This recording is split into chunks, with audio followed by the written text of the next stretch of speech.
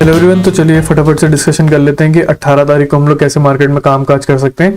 तो यहाँ पे एनालिसिस में बैंक निफ्टी का पहले करना चाहूंगा कि यहाँ पर हम लोग को देखने को मिल रहा है वीक वाली कैंडल एक छोटी हुई है। 200 के साइकोलॉजिकल के लेवल से मार्केट ने रेजिस्टेंस भी लिया हुआ है और 848,000 का जो लेवल है हम लोगों का, इसके ऊपर भी मार्केट ने क्लोजिंग करके रखा हुआ है। तो यहाँ पे बायर डेफिनेटली बैठा होगा और यहाँ से सेलर भी आए हुए होंगे।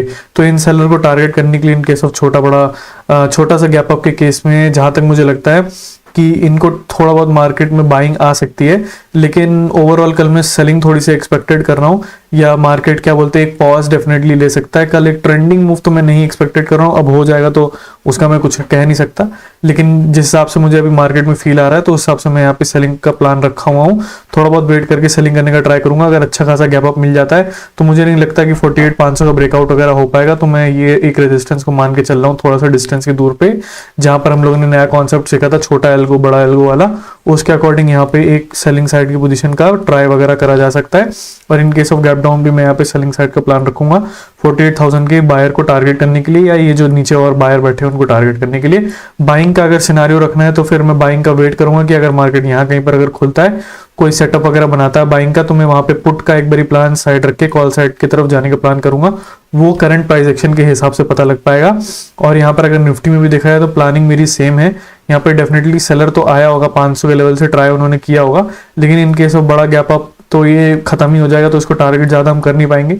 अगर इसके लेवल के आसपास खुल जाता है, मान लो एकदम फ्लैट या इतने एरिया में खुल जाता है, थोड़ा बहुत सेलिंग आता है, तब डेफिनेटली बाइंग साइड में जाया जा सकता है। लेकिन in case of gap up gap down दोनों ही केस में मैं सेलिंग करने का कोशिश करूंगा। ज्यादा बड़ा गैप डाउन और ज्यादा बड़ा गैप अप के केस में मैं बाइंग करने का डेफिनेटली प्लान रखूंगा। लेकिन अगर यहाँ कहीं पर ओपन होता है तो यहाँ पे सेलिंग कहीं मैं सोच रहा हूँ। कल मैं थोड़ा सा देखता हूँ, सेलिंग साइड ही मेरा प्लानिंग है। पूरे अप ट्रेंड में मैंने सेलिंग ही करी है, डेफिनेटली एसएल हिट हुए हैं, लेकिन अब नेट में पैसा बन रहा है, ये बात अलग है कि कम बन रहा है, लेकिन ठीक है सेलिंग में ही रखें, सेलिंग का ही सोचें। डेफिनेटली जो हमने प्रीवियस 1-2 वीक में जो हमने क्या बोलते हैं ट्रेंड के साथ अगर जा सकते थे, उस प्राइस एक्शन को ऑब्जर्व किया है। अगर वो करंट प्राइस एक्शन में हम लोग को दिखता है कल मार्केट में जो लाइव प्राइस एक्शन बनेगा उसके अकॉर्डिंग कोई ट्रेड बनती है, तब डेफिनेटली पुट का प्लान एक बारी साइड रख के कॉल की तरफ डेफिनेटली जाया जा सकता है।